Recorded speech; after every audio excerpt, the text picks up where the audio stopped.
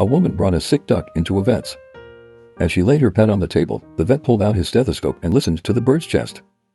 After a moment or two, the vet shook his head and sadly said, "I'm sorry, your duck, Cuddles, has passed away." The distressed woman wailed, "Are you sure?" "Yes, I am sure." "Your duck is dead," replied the vet. "How can you be so sure?" She protested. "I mean, you haven't done any testing on him or anything. He might just be in a coma or something."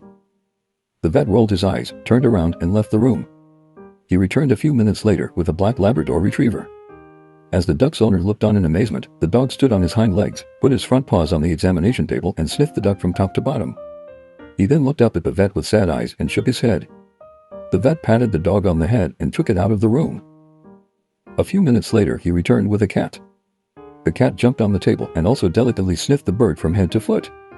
The cat sat back on its haunches, shook its head, meowed softly and strolled out of the room. The vet looked at the woman and said, "I'm sorry, but as I said, this is most definitely, 100% certifiably, a dead duck." The vet turned to his computer terminal, hit a few keys and produced a bill, which he handed to the woman. The duck's owner, still in shock, took the bill. $1,500. She cried, $1,500 just to tell me my duck is dead? The vet shrugged, "I'm sorry.